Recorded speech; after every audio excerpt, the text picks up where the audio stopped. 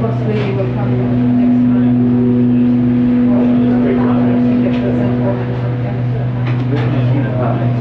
Mohit travel ahead, Turkey, London, Emirates,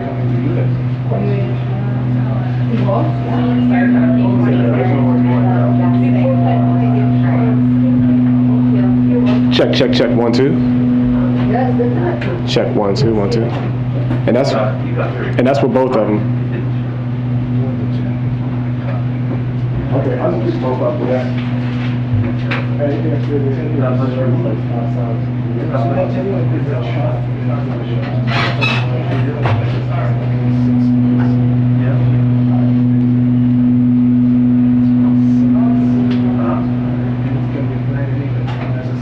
Well, I don't have anything right now that should deal with. I have other kinds of stuff. I'm waiting for a new eye.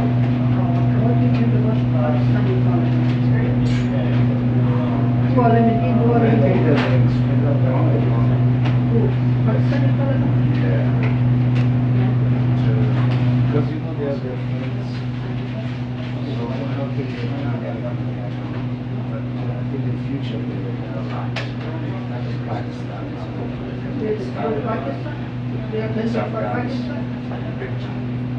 So has Taliban infiltrated India? I have heard that this is the real news. I think They're working on India, right? Exactly. You are very. Did you hear that? Infiltrated India. So I'm thinking that Taliban is infiltrating India.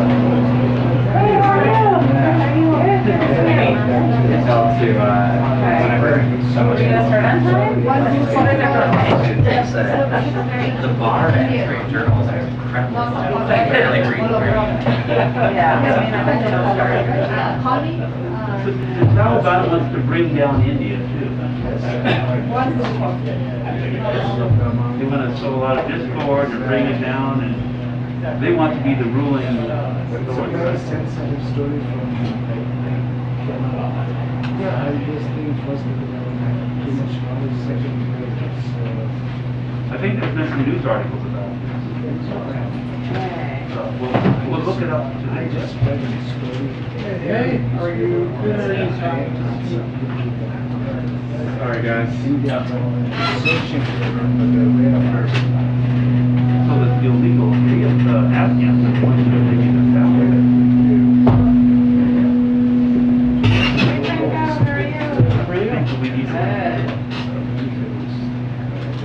Just sat down here to call.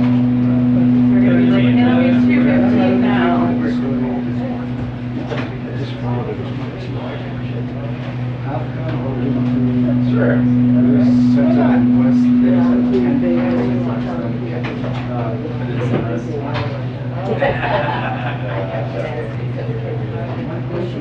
It's easier every day. Yeah, usually this road is this road is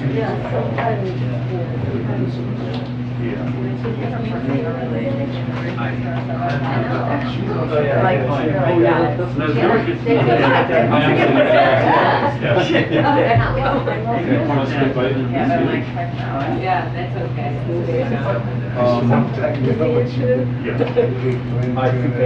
That's where we usually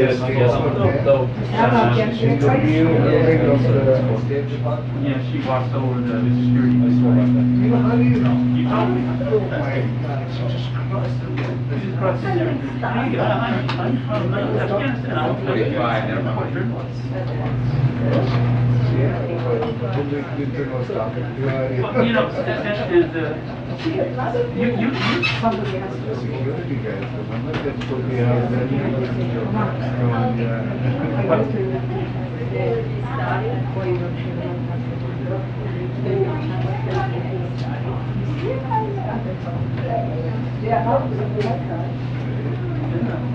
So you got wonderful things working for you. You're a woman, you get special, the gloves, you know, on Afghanistan. No wonder so many Good, how are you? royals in history were found. Then after because I received a walk from I think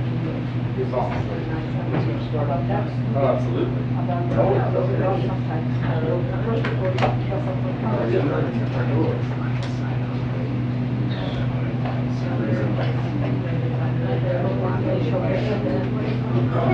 Look at actually. Is it a hot shoe with? When your family has come to America, or my family has We didn't bring your family to here,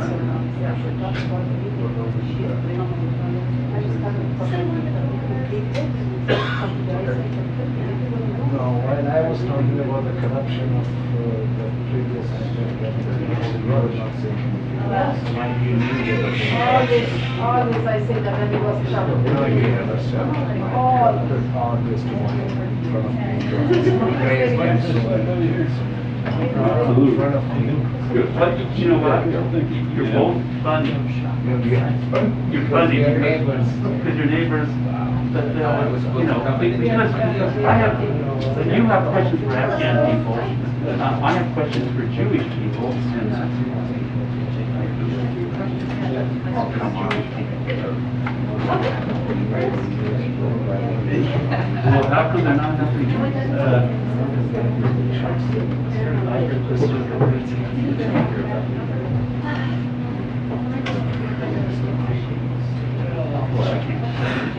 You're not. Sometime later in the day. You know, 6 o'clock. Also, that you please me ask to say something just short about when you are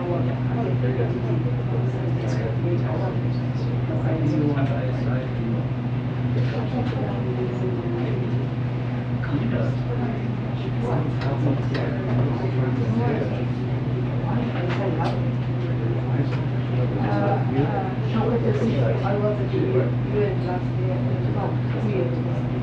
I know you went.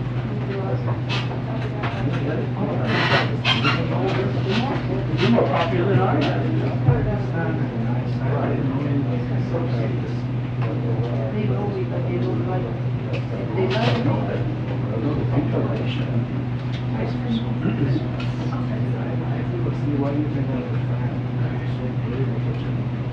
Yeah, very great.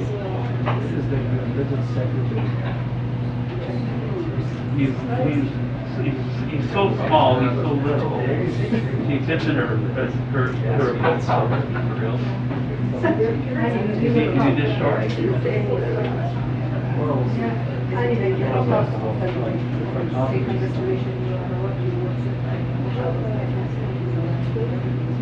He did so many of my videos. I never shared it. They'll be here.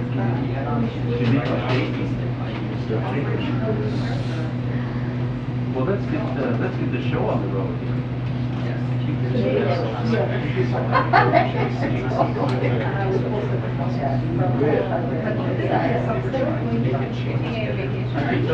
Your audience, potato show.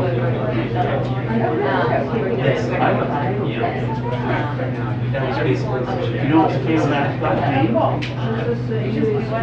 Buddy Buddy. He knows about Kirby. Yeah. Were you guys on the big? See? We were in.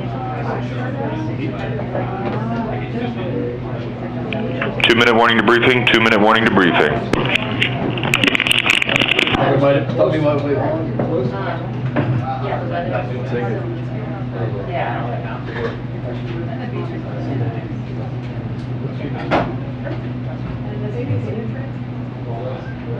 you have to subscribe and you see.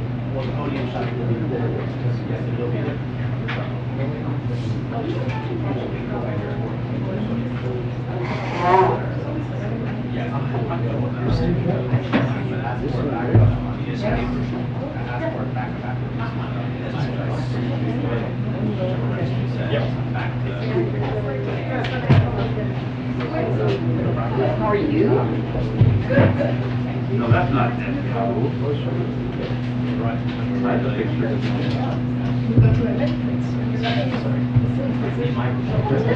How are you? No, that's it. Restful nights. I showed you my picture, right? And now I'm back.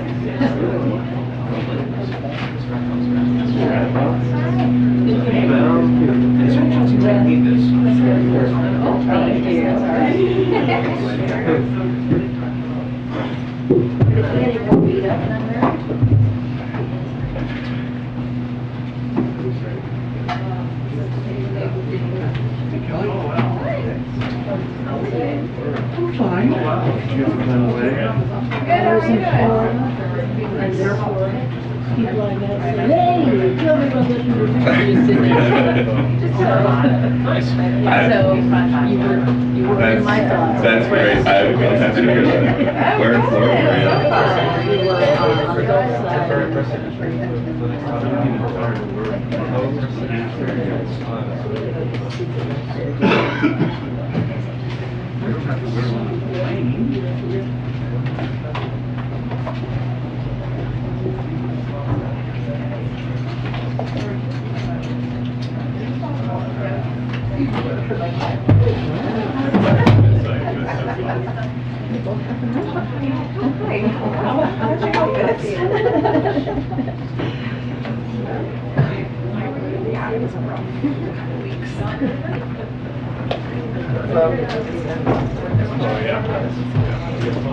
Good afternoon, everybody. Good afternoon. All right. I see. Oh, goodness. Some waving happening. And welcome back. I see some folks are back.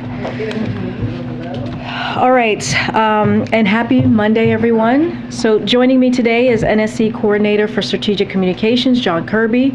We know there's a lot moving today, so Kirby will provide updates on security assistance for Ukraine, the grain exports coming out of Odessa, and other foreign policy news of the day. He'll be with us for about 15 minutes or so, and then we'll end his portion and then get to the other parts of the briefing, and I'll take some questions after that. Everybody okay? Everybody settled back there? All right. Kirby, it's all yours.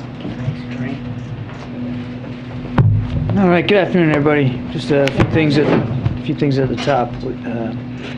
Today, I think you're tracking the first ship successfully left the port of Odessa in Ukraine under this recent deal between the United Nations, Turkey, Ukraine, and Russia. We obviously welcome this important step, and we hope to see more ships depart in the coming days to travel onward to world markets with agricultural products such as grain, wheat, sunflower, oil, and corn. The ship left today had something like 26,000 tons of corn. Russia has, of course, weaponized food and has effectively blockaded Ukraine's ports since the beginning of this crisis. And we urge Russia to meet its commitments under this new arrangement, including by facilitating unimpeded exports of agricultural products from Black Sea ports in order to ease the food insecurity around the world. So we're going to be watching it closely. Also on Ukraine today, National Security Advisor Jake Sullivan, the Secretary of State Tony Blinken, and the Chairman of the Joint Chiefs of Staff, General Mark Milley, spoke together with their Ukrainian counterparts about the enduring U.S. support to Ukraine as the Ukrainian people continue to stand up to Russian aggression, and to inform them about a new $550 million security assistance package that the Biden administration will authorize today. This follows Secretary Austin's call with his Ukrainian counterpart on Friday, where he previewed that package. Today's announcement is going to include more ammunition for the High Mobility Advanced Rocket Systems, otherwise known as HIMARS. I know you all are familiar with that, as well as ammunition for the 155 millimeter artillery systems, which have already been supplied to Ukraine and are in the field. This will be the 17th time that the Biden administration has authorized a security assistance package using presidential drawdown authority since President Biden took office, and it brings to more than $8 billion drawdown authority alone in material and security assistance for Ukraine just since the invasion began in late February. Now on Taiwan, because I know that's on everybody's mind today. I want to reaffirm that the Speaker has not confirmed any travel plans. And it is for the Speaker to do so and her staff. So we won't be commenting or speculating about the stops on her trip. We have been clear from the very beginning that she will make her own decisions and that Congress is an independent branch of government. Our Constitution embeds a separation of powers. This is well known to the PRC, given our more than 4 decades of diplomatic relations.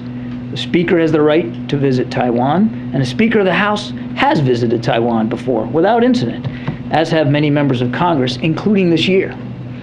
Now, the world has seen the United States government be very clear that nothing has changed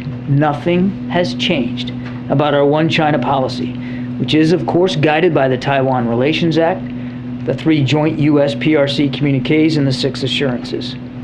We have said, and we have repeatedly said, that we oppose any unilateral changes to the status quo from either side. We have said that we do not support Taiwan independence, and we have said that we expect cross-strait differences to be resolved by peaceful means. We have communicated this directly to the PRC at the highest levels, including as recently as last week in the phone call between President Biden and President Xi. The National Security Advisor, the Secretaries of State and Defense, the Chairman of the Joint Chiefs of Staff have also made this very clear to Beijing in a half a dozen recent high-level conversations. Put simply, there is no reason for Beijing to turn a potential visit consistent with long-standing U.S. policy into some sort of crisis or conflict, or use it as a pretext to increase aggressive military activity in or around the Taiwan Strait.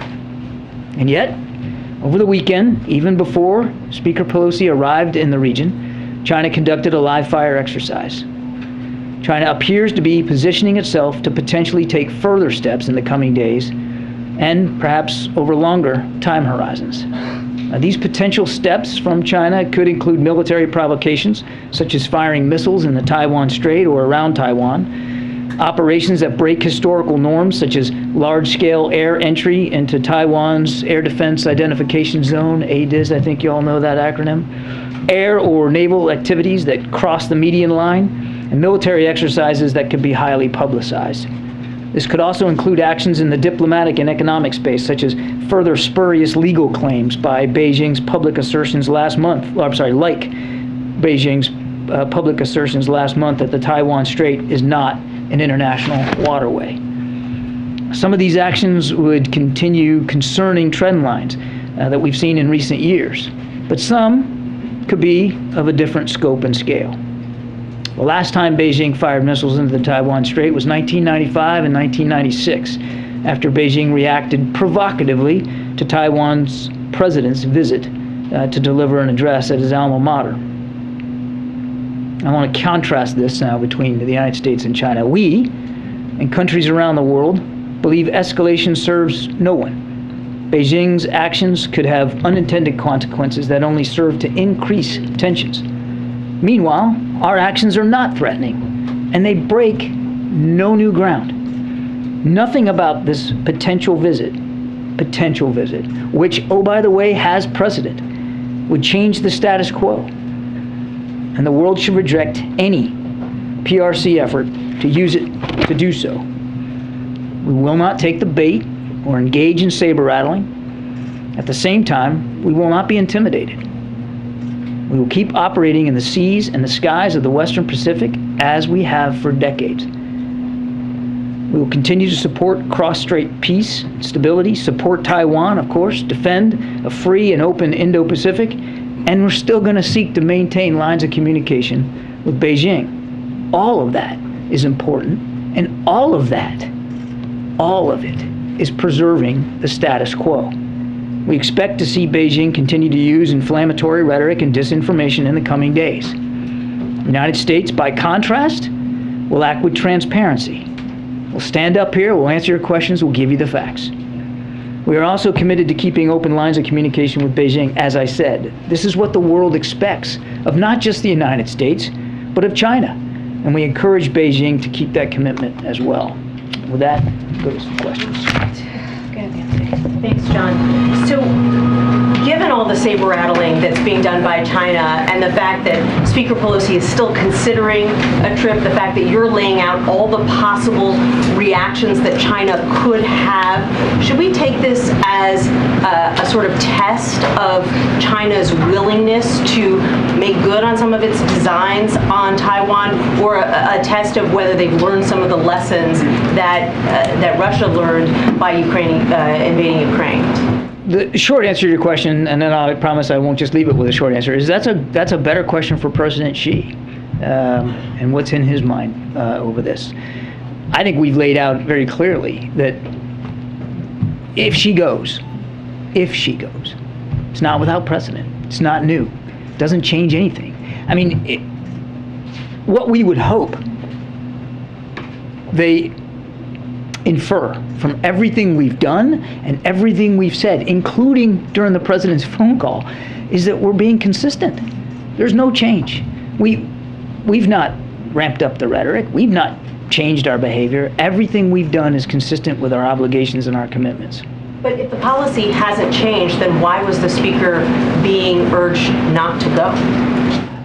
I don't know that she was urged not to go. Who urged her not to go? The president said on August 20th that the military doesn't think it's a good idea for her to go. The speaker makes her own decisions. What we did was provide her context, analysis, facts, information, so that she could make the best decision possible for every stop, for every overseas travel. And again, I'm not going to get ahead of her or her staff here with respect to the rest of this trip.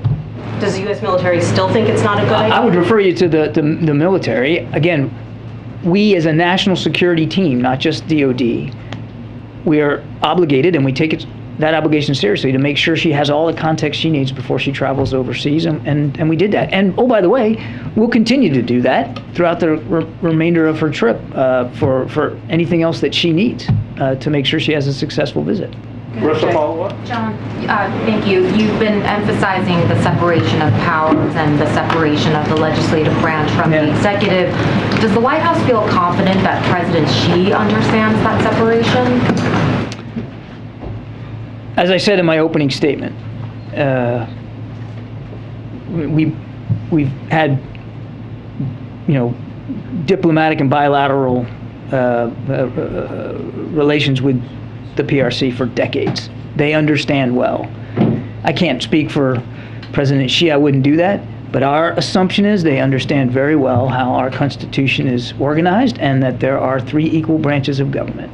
I don't think I'm hearing you say yes to that question. I said it in my opening statement, that the PRC understands well the separation of powers. If you are confident about that, was this an issue that President Biden raised directly with President Xi during their phone call? We didn't get a very detailed readout of the detailed discussions they had during that phone call last week. The president, in his conversation with President Xi, made clear that Congress is an independent branch of government, and that Speaker Pelosi makes her own decisions, as other members of Congress do, about their overseas travel. That was made clear. Can I just do one more follow-up? If the policy is that the president wouldn't encourage or discourage a lawmaker from traveling to a specific place because of the separation, if a senior lawmaker were to plan a trip right now to, say, North Korea or Moscow, would we not hear the president weigh in those instances? I think you would see the president be consistent. We provide members of Congress facts, analysis, context. They make their own decisions about where and when they're going to travel. We do the best we can to provide advice and counsel and context and information, and that will continue. There's nothing inconsistent about that at all. I just realized I have my badge on. I got to take this off.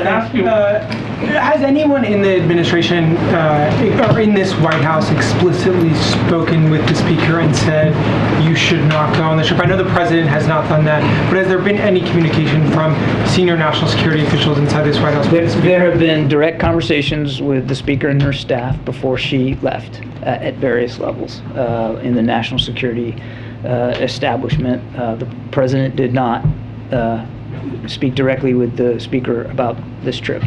I am not going to divulge the contents of those conversations that we have, I mean, with her, particularly with the speaker. I will just go back to what I said before, Tyler.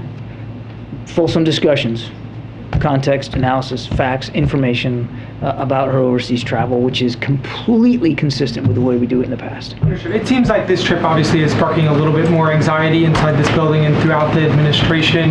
And I understand that you said the president respects the independence, but given the national security risks at play and China's escalating rhetoric, was there not a discussion inside this administration about whether or not you should take a more urgent sense, as MJ just alluded to, if there were other countries at play here, we might see a different response. Given what China has said it might do in response to a trip that puts all Americans at risk in their national security, did the president feel that maybe this is a different case, that he should be more involved, or his team should be more involved than he might be? I mean, again, I'm not going to get into the details of the conversation. They were comprehensive discussions about what she wanted to achieve on this trip, where she wanted to go, and we provided her the same set of context and information that we have in the past with respect to her overseas travel. I'm not going to get into the details of that. Phil in the back. Thank you. I guess I'm wondering, why did the president bother with this drama from the beginning? I mean, why not, rather than saying the military doesn't think it's a good idea to go, why not call the Chinese bluff or tell them to pound sand when they started bellyaching about the possibility of this trip, given, as you pointed out, there's no change in policy and there's precedent for Pelosi to visit Taiwan? So what's the drama?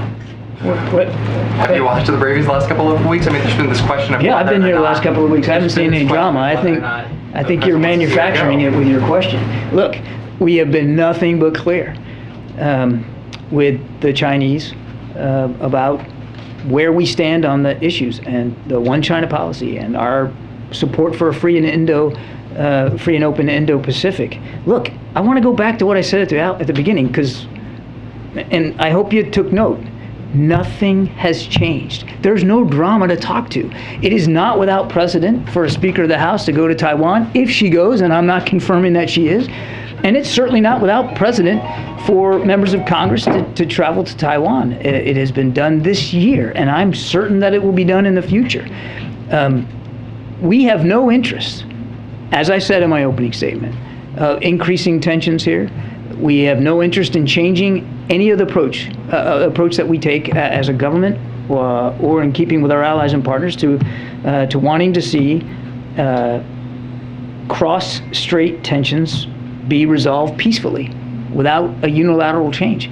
So I don't know about the drama that you're claiming exists. It's quite the contrary here. And the point that we have made, I made it again today, and President Biden made it with President Xi, is everything here is consistent. There's no reason to use a potential visit to justify or to spark some sort of crisis or conflict.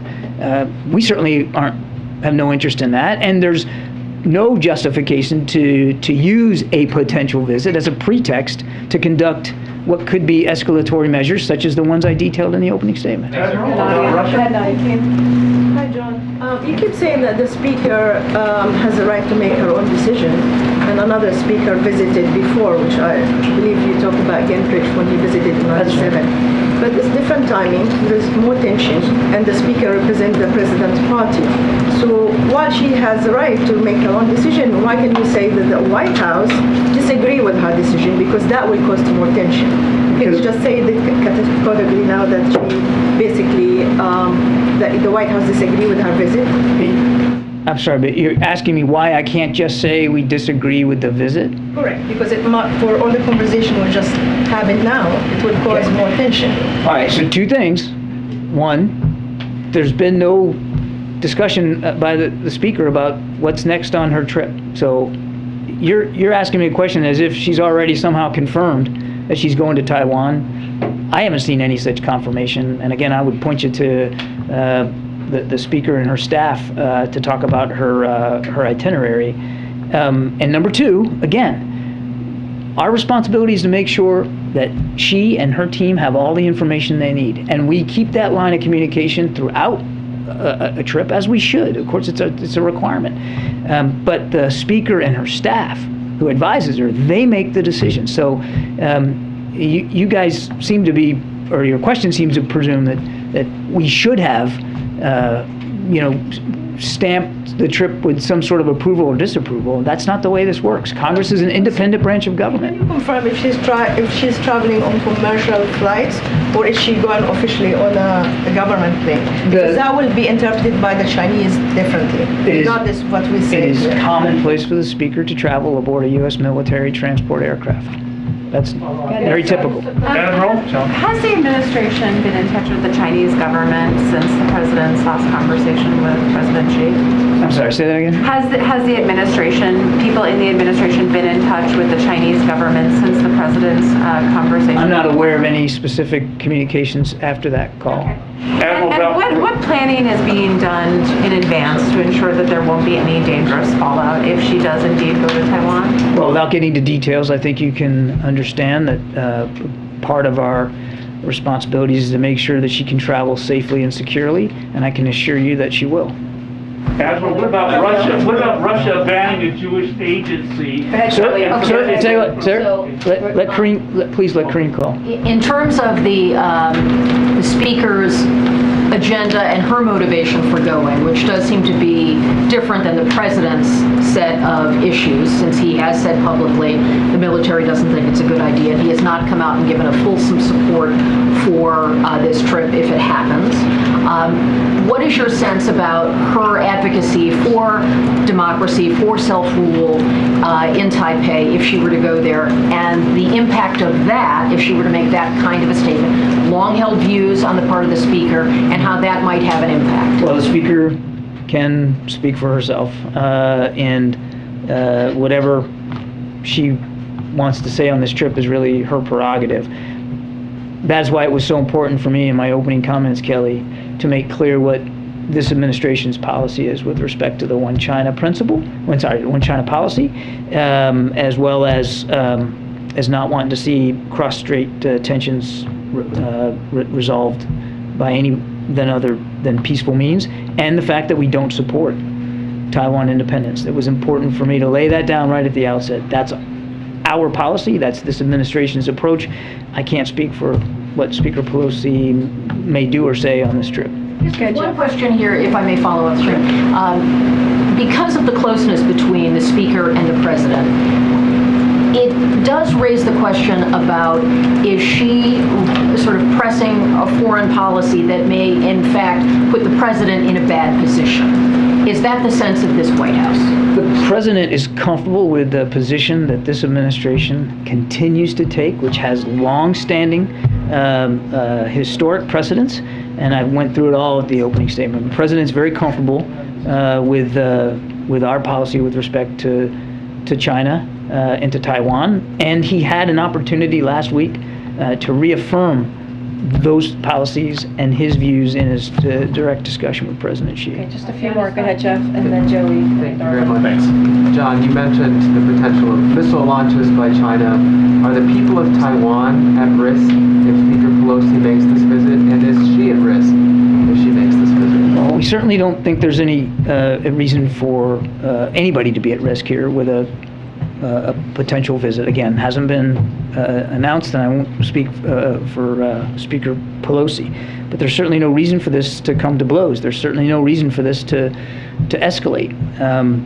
And as for the potential risks, I think that is a better question put to the PRC and to the PLA Army and Navy and the Air Force. We're going to watch this very, very closely. We're going to make sure that she has a safe and secure visit, because that's our responsibility. And we urge, as I said at the outset, we urge China to, if she goes, to see this for exactly what it is. Nothing new, no change to our policy, and certainly not an unprecedented visit by the Speaker of the House. You also said the U.S. will not be intimidated. Do you feel that using language like that right now will be viewed by China in a way that you are also raising rhetoric the way they have? You said it right at the top, like that they have. They have been out there in recent days with some irresponsible rhetoric. We feel it's important for everybody in the region to understand how seriously we take our security commitments in the Indo-Pacific, and that's why we put it that way.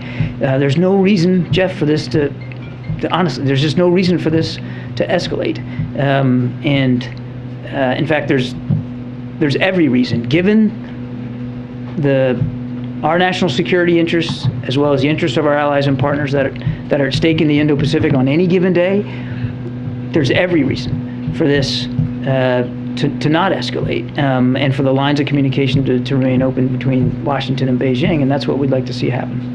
One on Iran. Yeah, thanks, John. Does the White House currently know whether Speaker Pelosi is planning to go to Taiwan? I realize she's not announced anything publicly. You've also said White House officials have been talking to the Speaker's staff. So does the White House currently have knowledge whether she is planning to go to Taiwan? I am not going to talk about the Speaker's itinerary. I'm just not going to do that. And Jeff, I want to go back to one other thing, if I may, because it was in my mind and I flew out of my mind as I was answering your question. Is when you talk about or you threaten these kinds of potential operations, military operations and exercises and missile launches that I talked about, I mean, what that does is it does increase the risk of miscalculation, as I said, and which could lead to unintended consequences. And that's really the risk. You asked specifically, are they at risk? That's where the risk comes in. It's not so much that there might be a direct attack, but it raises the stakes of miscalculation and confusion, which could also lead to unintended consequences. Okay, Darlene, and then I'm going to take some in the back. Okay. John, given everything that you've laid out here, why do you think China is reacting the way it is reacting to this speaker and this trip? It's difficult to know specifically, and you're kind of asking me to get inside their brains, and I don't know that I'm comfortable doing that. I think, again, that's a question better put to President Xi and the PRC and their military leaders. There has been, you've heard Chairman Milley talk about this even before we were talking about a potential visit by the Speaker, of increasing aggressiveness by PLA military forces in the region alone.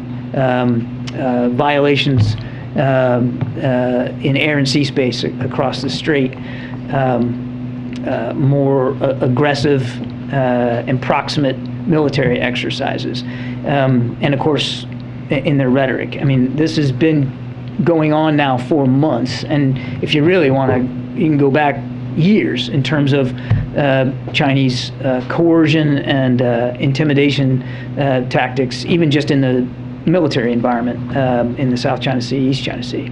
So, been building. I can't account for why they have answered just the possibility of this visit in the manner in which they've done.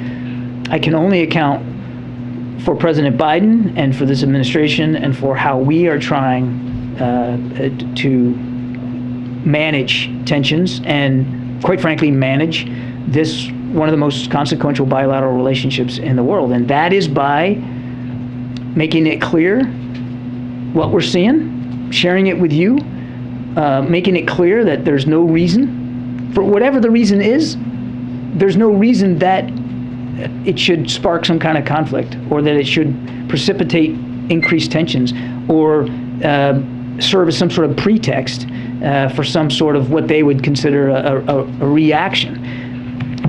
If the Speaker goes completely consistent with what's been done in the past, and certainly not at all a statement about any change to American policy with respect to One China and to cross-strait tensions, and quite frankly to our obligations under the law to continue to support Taiwan's self-defense. Okay, And if she does go to Taiwan, how will the White House find out about it? Will she call someone in the NatSec team? Will you see it on television?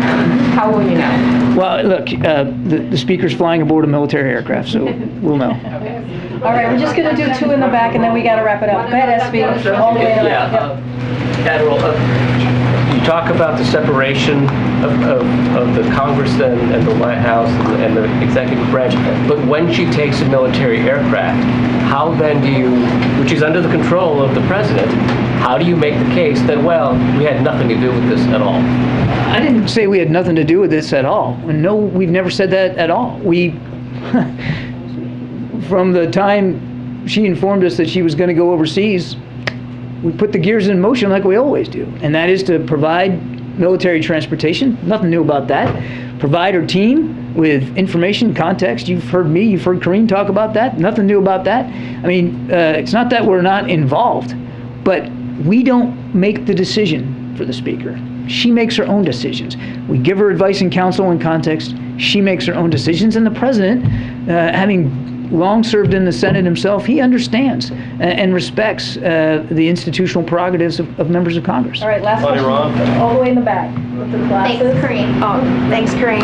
I have a quick question about the Iranian-American dissident journalist Marcy Alinejad. During an interview on CNN this morning, she called on the Biden administration to expel Iranian diplomats, contending the regime has now twice challenged the U.S. government on U.S. soil, alluding to the kidnap plot last year and then the arrest last week of a man near her home with a loaded rifle. Is that something that the White House is even considering, or if there are other diplomatic levers the president is prepared to pull? There's somewhat of a limit to what we can say on that, so let me just lay it out for you. The United States condemns the apparent attempt to harm leading Iranian activist and U.S. citizen Marcy Alinejad at her home in New York last week. We commend law enforcement's swift and effective response to this apparent threat to her. This is an open criminal investigation, and so I'm going to refer you to law enforcement for any further comment. While we wait to see the results of that investigation, we do want to reaffirm that it is a first priority for the Biden administration to counter the threat posed by Iran, including against dissidents that are living in the United States and current and former U.S. government officials. Okay, thank you, everybody. Appreciate it. Thank you. All right, thanks, John. All right, just have one thing at the top, gas prices. Just to provide you all an update on where we are currently with gas prices. We have now been falling for almost 7 straight weeks. As of this morning, gas prices have dropped 81 cents per gallon since their peak in June, as you'll see from the chart to my left here. That means American families who with 2 cars are saving $80 a month. Drivers can now find gas for $3.99 or less at around half of all gas stations across the country, and average gasoline prices have come below $3.99 in 19 states. Putin's war is still putting pressure on global oil supply, but President Biden is taking historic action to mitigate its impacts on American families. He is releasing 1 million barrels of oil a day from the Strategic Petroleum Reserve, which is a historic action that he's taken. He rallied global partners to release millions of barrels of oil, and under President Biden, U.S. oil production is up and on track to reach a record high. The Treasury Department estimates that the historic release of oil by President Biden and international partners has reduced gas prices by up to about 40 cents per gallon, as we have shared with you all last week. More work remains, but the fact is that we are currently experiencing the fastest decline in gas prices in over a decade. And with that, Darlene? Thanks, Karine. A couple of questions about the president and his latest bout with COVID. The first time he tested positive, the White House had identified 17 contacts. Can you update us on those? And then were there any additional contacts from him testing positive again over the weekend that we should be aware of? So those 17 are continue to test negative. So that's the update on the first positive test that the president had that we shared with all of you. With this positive test that we saw and shared with all of you again on Saturday, there's been 6 close contacts, and those 6 individuals continue to test negative. Has he resumed the blood thinning medication that he had stopped when he was on Paxlovid? He has resumed all the medication that he was on, before. And then one final question quickly. There was video of him yesterday FaceTiming with the folks, the veterans camping out on Capitol Hill. We haven't seen anything from him today. Can you give us a sense of how he's doing with having to go back into isolation? I mean, is he, frustrated? And how is he dealing with being away from the First Lady for as long as he's been? Well, the day's still young. You never know. Look, the president. I'm just making a joke. Clearly, it was not funny. I will try harder next time to be more funny. Look, he is continuing to work from the residence. And I just want to share, as we all know, the president is fully vaccinated. He's double boosted. He was on treatment for Paxlovid. And because of that treatment, he had very mild symptoms. And we had said with Paxlovid, there would be a small percentage of folks do have a relapse. This is what we saw. But he's doing well. You saw him, as you said, Darlene, and he said he's fine. He sounded great, and he's looking, as we know, he's someone who likes to be out there with the American people. He's looking forward to being out there again, and but he's going to continue. It doesn't stop him from doing his job and doing the work of the American people. So he is in the White House residence, and he's going to continue to do that as he isolates for a couple more days.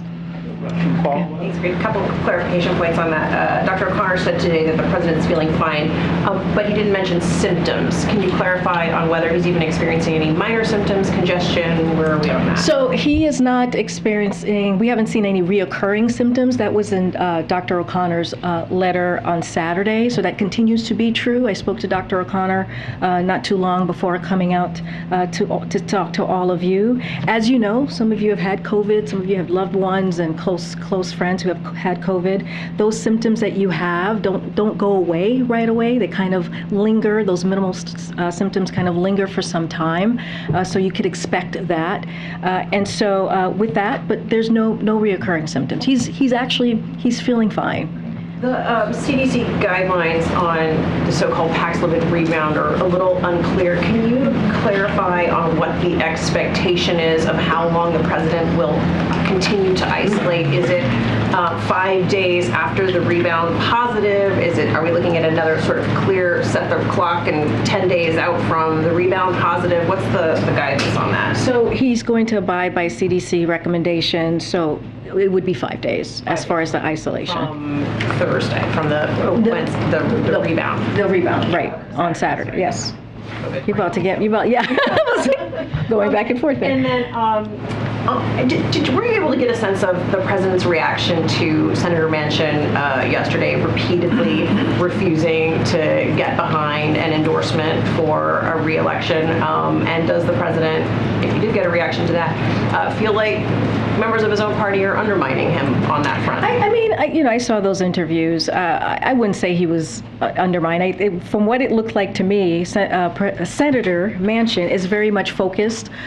He went on the shows to focus on the Inflation Reduction Act. He was zeroed in on that and laid out why this is going to be a benefit for middle class families and why it's going to lower costs and why it is an investment, a historic investment in that we have not seen in a long time, whether it's climate change or just in general as we try to reduce inflation and fight that back and figure out how do we continue to lower the deficit. And so repeatedly asked whether he would support President Biden in a 2024 re-election, and he repeatedly refused to go there. So here's what I'll say about this. And we from the podium, I really cannot dive into any election, but I've been really clear, and the president's been asked this question many times, and he intends to run in 2024. He plans to run in 2024. That is way off. Like we are a long ways away from 2024. And here's the thing: our biggest thing right now is to not be distracted. You saw CHIPS pass last week, which is going to be a huge investment in manufacturing and really strengthening the supply chain. We were just talking about national security, so strengthen our national security, huge deal. And now we still have a few things ahead of us that's going to be really important to get that done for the American people. So we're going to stay focused, and so we're not going to be distracted, and that's how we see things at this time. Go ahead, Joe. Thanks, Corinne. A follow-up on the COVID topic. Is it possible that the president, in his understandable desire to show that he was able to work through his first bout of COVID, pushed himself too hard, and that is partially what led to this coming again? I mean, any body, be it 79 or 46, has to rest when you get this. No. Just to answer that very. So look, we were transparent that we were aware that when it comes to Paxlovid, that there is a small chance, right? There's a small chance of relapse. It is not uncommon. It does happen. And here's the thing, the president, according to his doctor, had very mild symptoms. And so we don't think that he overexerted himself or was the wrong decision. It was because of how he was doing at the time. And so again, we were transparent about what we thought could potentially happen. And we also were transparent that if he were to test positive again, have that relapse, we would share it, which we did. And now he's feeling fine. He's doing well. He's doing the business of the American people in the White House residence, and he's looking forward to be out here again. And on one other topic, what's the next step from the White House's perspective on the Inflation Reduction Act? Have you had any signals from Senator Sinema as to whether or not she will support it? So I'm not going to get into details about any conversations that we're having with congressional members. I will say, and I've said this before, our White House staff, White House officials here continue to be in touch with folks in the House and offering any technical assistance, offering any guidance that folks might need there. So we'll continue to do that. I'll leave it to Senator Manchin, who spoke to that and was asked many questions about Senator Sinema. So I'll leave it to him in that conversations as the negotiations are occurring. I wanted to ask about New York City declaring a public health emergency as it relates to monkeypox over the weekend. Does the administration generally support local municipalities taking this kind of action as they see fit, that these are their own decisions to make? We see that as their own decisions to make. Clearly, it's a local jurisdiction. It's for them to figure out what's going on in their own community. They know best of what's happening on the ground, so we leave that to them. I do want to add, so because we do have some news on the vaccinations that I've mentioned, the JNOS vaccination that was announced last week on Thursday. 737,000 vaccines are out. As I'm speaking in front of you right now, they're being shipped to areas that really need them. And so if you think about the 737,000 and the 300,000 plus that we have put out, that puts 1.1 million doses that's out in the United States. And so that matters. It's very important as we're trying to really have a aggressive approach to dealing with monkeypox. On testing, and I don't know if folks had this, but we are doing testing about 80,000 tests per week, and that's another important, significant way of making sure that people are getting tested so they know if they have monkeypox or not. And lastly, and I've talked about this from here already, which is the education, which is the outreach, educating public health officials and activists out there, making sure that they know exactly what to look for and what the treatment is, and so that as well continues. Do you have any insight on the president's own thinking right now on the possibility of declaring a national public emergency on this? I know he'll obviously be advised by folks around him, including Secretary Becerra, but what does he think? So when it comes to a public health emergency, that is a decision that is made by Secretary Becerra. That is not made by the president. But as you know, we are considering every policy option to help end this outbreak. That is urgent and that is important to us. But again, that is up to Secretary Becerra to make that decision. Any general timeline? I would refer you to HHS on a specific timeline. I'm going to go around. Go ahead, Franco. I didn't call you before. Thanks so much. I'm just curious if there's any concern about the president's rebound case, concern that could set back any efforts to get people to take or for Paxlovid to be prescribed for severe cases. So absolutely not. The way we see it is Paxlovid has over 90% chance of preventing severe illness if it's taken early. And, you know, as we saw, the president had very mild symptoms because of Paxlovid, because he was fully vaccinated, because he was double boosted.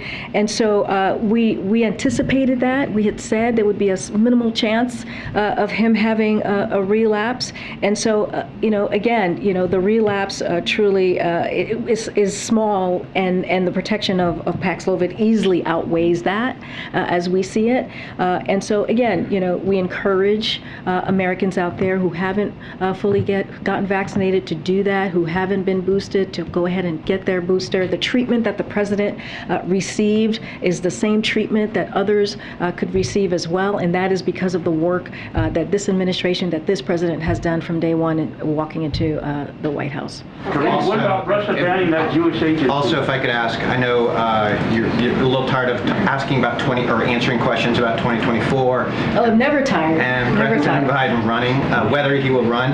I was just, you know, with former President Trump talking about submitting his paperwork potentially before the midterms, when will President Biden file his paperwork? And wouldn't that help kind of nip some of these questions in the bud? I mean, the president has said that he intends to run. He's said that multiple times.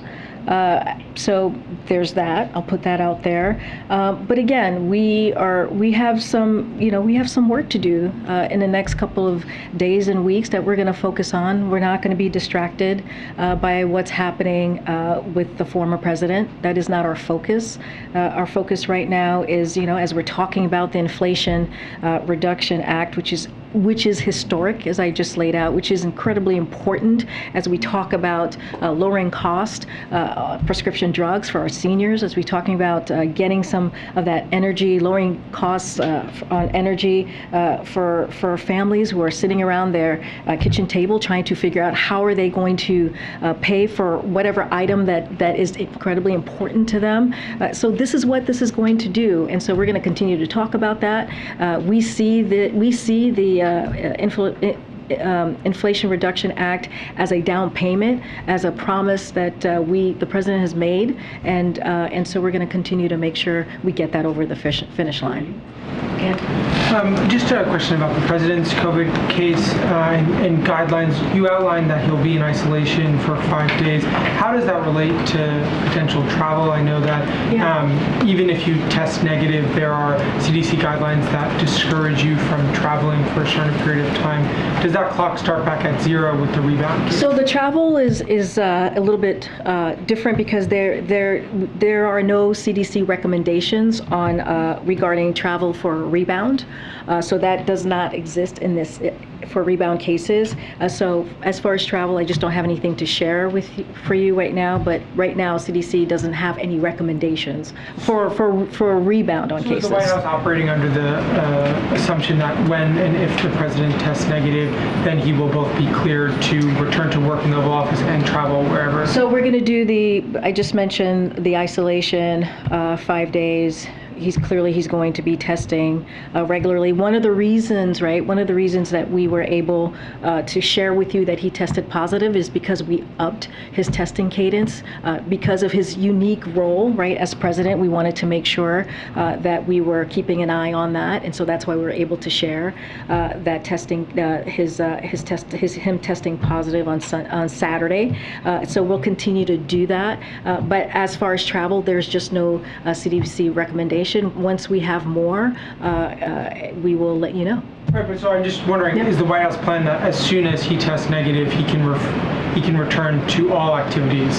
There's no that is our hope, that is our expectation, but we are going to follow, as I just mentioned, CDC guidance as it relates to isolation. And just one last one on the president's schedule. Last week, before he tested negative, you guys gave us a more fulsome readout of what he was doing, what meetings he had.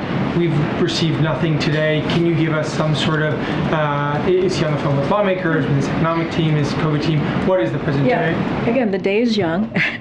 But so we, I know on Friday we provided his meetings, which included dealing with the awful flooding in Kentucky and helping provide federal resources, working with Governor Beshear and Senator McConnell, speaking with members of Congress and meeting with his senior staff. He will be doing a lot of that work virtually, as we have done in the past. And so, I mean, the work doesn't stop. He'll just continue to do that. Details on what he's done today? Well, he'll be meeting with senior staff for sure. That is something that's pretty regular on his schedule, so I can for sure share that with you. If there's anything else to read out, we'll share that with you. Go ahead. Thanks, Corinne. Is President Biden thinking about pulling his support for the Inflation Reduction Act? No. Because he promised it wasn't going to raise taxes on anybody making less than $400,000 a year, but the Joint Committee on Taxation says that is not true. Well, that is incorrect.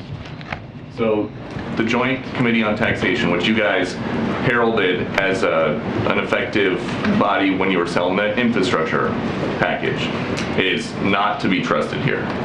I said it is not correct because I will give you why it's not correct, because it is incomplete. The JCT report that we're currently seeing is incomplete because it omits the actual benefits that Americans would receive when it comes to prescription drugs, when it comes to the lowering energy costs like utility bills. It does not include that. And we have some experts, don't have to trust me, we have experts that say the exact same. Kimberly Clausing from UCLA, many key factors are left out in these tables, including, importantly, the effect of deficit reduction, the positive effects of the spending on clean energy, and the benefits from low drug prices, as I just stated. Seth Honlin, Center for American Progress. Republicans don't mention that JCT analysis includes an imputation of corporate taxes, i.e. the 15% minimum on corporations with less than $1 billion of profits to income groups, but does not include the major provisions that benefit people, including the tax cuts and drug savings, prescription drug savings to be specific. So Penn Wharton, where the president used to, University of Pennsylvania used to be a professor there.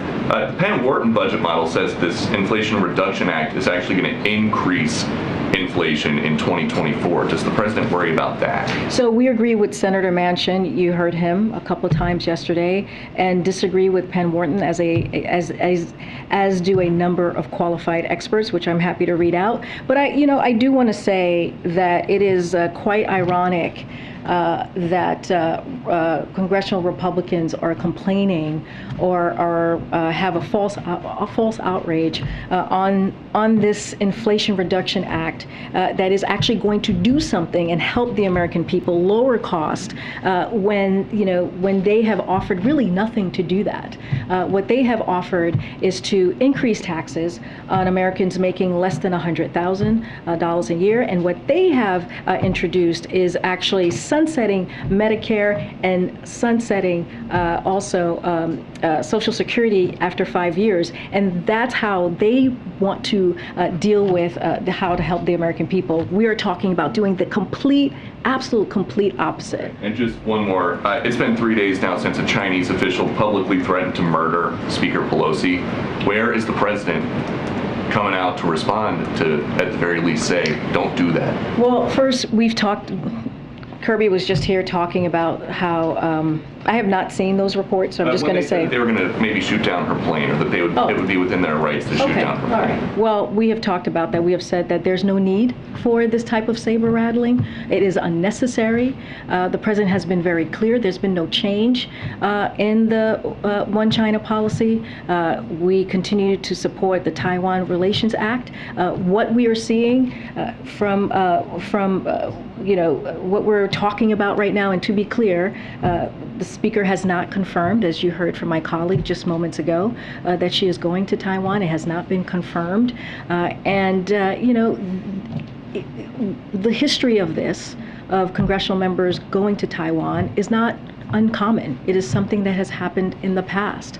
And so, again, nothing has changed, and the president has made that very, very clear. Go ahead, Steve. Just two more bits of pushback on the Inflation Reduction Act. Sure. Right, Farm is running ads in this town, and probably others, that says that the pay for when it comes to Medicare and allowing Medicare to negotiate some prescription drugs will result in money coming out of the Medicare system and research and development perhaps being crimped. There's also the National Association of Manufacturers, which says that the pay for the 15% minimum corporate tax is essentially a tax on domestic manufacturing because it would in some ways target the accelerated depreciation that many factory owners use to pay for equipment. Is the president confident that if passed and enacted, the bill will neither affect the Medicare program and the way the drugs are developed in this country, or his goal is to increase domestic manufacturing? So I'll say this, there are 55 companies, corporations in this country who make tens of billions of dollars who are paying zero, dollars when it comes to taxes. So this bill is going to fix that tax loophole and make the tax code fairer. And that matters. And when you think about what that's going to do, you think about that $300 billion that's going to go towards deficit, making sure that we continue to bring down the deficit, $1.7 trillion we saw from last year, add another $300 billion. That is going to save cost. That's going to save cost for the American people. And that is so critical, so important, especially as we're talking about inflation and high costs right now. And so as it relates to Medicare, just want to say, like, the AARP, who you all know, an advocacy group for seniors, has endorsed this piece of legislation. While the limit of cost of medicines and cap out of pocket expenses to $2,000 a year for people on Medicare, it will limit that, which is so important for many seniors. This will also strengthen Medicare by reducing its expenses, which save taxpayers money and helps fight inflation. And so that is really important. These are the things, if you ask a family and you say to them, what are some of the costs that you want us to bring down? What are the things that really hit your pocketbook?